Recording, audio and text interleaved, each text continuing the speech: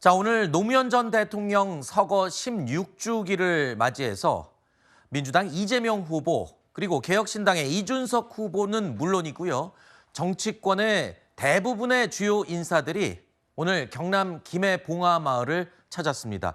공식 추모식 행사는 오후 2시부터인데요. 오늘 오전부터 많은 정치인들이 이 봉화마을을 찾고 있습니다. 자, 반면에 국민의힘의 김문수 후보는요. 오늘 저녁에 열리는 2차 TV 토론 준비에 집중하기 위해서 이 오늘 추모 행사에는 불참했습니다. 자, 이에 앞서서 어제 이재명 후보는요. 제주와 문재인 전 대통령 사저가 있는 경남 양산을 동시에 찾았습니다. 그러면서 검찰을 강하게 비판했는데요. 또 지난 3월에 불발됐던 노무현 전 대통령과 문재인 전 대통령의 멘토이죠. 송기인 신부도 만났습니다.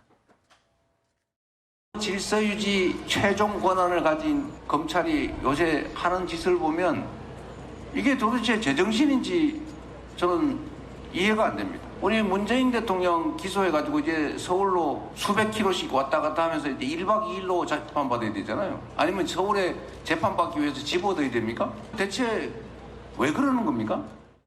이게 대선인데 도지사 선거도 아니고 구청장 선거도 아닌데 시방 공약, 은행을 넘겨준다 뭐가 있느냐 그런 생각을 하고 있고 지금은 그 옛날을 무엇을 다르잖아요. 유권자는 뭔 잘못이 있겠어요? 다 정치하는 사람 잘못이죠. 이재명 후보의 행보를 보면 지난 14일 이후에 8일 만에 경남 양산을 다시 찾은 겁니다. 자, 문재인 전 대통령을 기소했던 검찰을 강하게 비판하는 이 수위를 봐도 뭔가 민주당의 지지층 결집을 노리는 행보가 아니냐 이런 해석이 나옵니다. 전략적으로도 그런 고려도 분명히 있겠지만요. 네. 이번 선거 자체가 검찰 정권의 몰락, 그 마지막이 비상경합 내란이었고 그로 인해서 치러지는 대선이고요. 그 과정에서 최근에 여러 가지 검찰 내부의 어떤 여러 가지 혼란상 있지 않습니까? 이창수 중앙지검장이 사직을 한다는 등 그러니까 이 정권 내내 검찰의 어떤 수사나 무리한 기소, 검찰권 남용 이슈는 여전히 문제가 되고 있고 이 부분은 분명히 다음 정권에서 바로 잡아야 될 문제인 겁니다. 이 부분을 특별히 오늘 양산에 가는 또 검찰의 그거의 희생이라고 볼 수도 있는 노무현 대통령 추도식을 맞아서 그 문제 제기를 당연히 하는 거죠. 그리고 문재인 전 대통령과 관련된 수사나 기소를 보면 이건 정말 말도 안 되는 겁니다. 어떻게든 문재인 전 대통령을 포털안에 세우고 법적 기소라는 망신을 주기 위해서 그 전 사위 그리고 딸인 문다혜 씨 주변을 정말 샅샅이 털었습니다.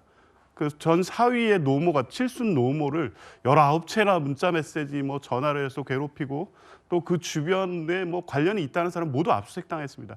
이런 수사를 통해서 실제 법리적으로 도저히 납득할 수 없는 뇌물죄로 기소를 했습니다. 네네. 이 상황을 어떻게 비판할 수 있죠? 네. 자, 일단 이런 해석도 가능하고 또 일각에서는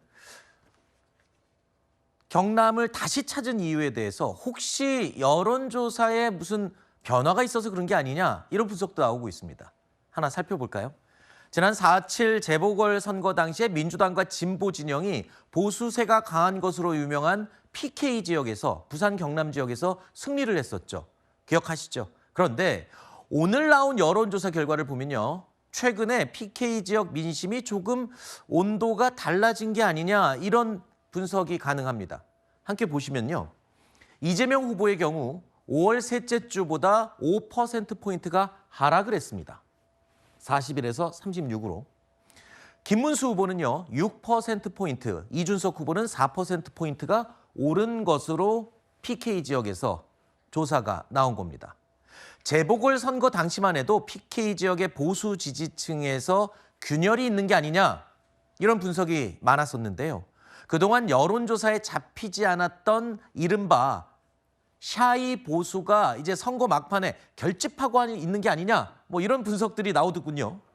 근데 사실은 이제 이재명 후보 입장에서 보면 이제 대세론을 타고 왔는데 네. 그러니까 50% 과반 이상의 득표를 통해서 사실은 통합 대통령이 되겠다라는 그런 행보를 막 시작한 상황이었어요. 그런데 토론 등을 통해서 이제 무능 프레임이 작동하기 시작했고, 네. 그다음에 너무 대세론에 편승해서 그간에 보여온 행보 등에 대해서 견제 심리가 작동하기 시작했다는 거죠. 네. 그러면 최대 승부처인 부울경하고 수도권에서 뭔가 안정지향적인 선거운동을 해야 되겠다, 아마 이런 취지의 선거 전략 수정이 있었던 것이 아닌가라는 생각이 들고, 그런 차원에서 보면 이제 발언이 좀 세지죠. 응징.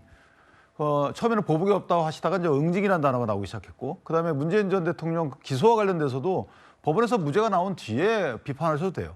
물론 전주지검이 수사한 이후에 기소를 중앙지방법원에 했죠. 네. 그럼 이송 신청을 하시면 돼요. 그러니까 사법 시스템 내에서 하시면 될 것을 저렇게 정치적 언어로 말씀하시는 부분은 이제 지지층에 대한 구애를 하고 있는 거죠. 네. 그래서 저는 개인적으로 지지율에 쫓기는 이재명 후보께서 대세론을 포기하고 지금 안정지향적인 지지층의 네. 구애에 나섰다, 이렇게 생각이 됩니다. 네. 그러니까 PK 지역에 뭔가 여론 지형에 이 이상이 감지된 게 아니냐. 왜냐하면 재보궐선거에서 승리했던 지역인데 지금 이렇게 조금씩 움직이는 경우가 감지가 된 거잖아요. 근데 그 재보궐선거 때는 윤석열 전 대통령의 탄핵 전국 한가운데 있었던 네. 그때 치러진 선거라는 점이 있고요. 그리고 사실 작년 총선으로 좀 되돌아봐야 되거든요. 작년 총선으로 봤을 때 민주당이 전국에서 이제 대승을 거두지 않았습니까? 네. 그럼에도 불구하고 TK, PK 지역에서는 상당히 열세를 면치 못했습니다.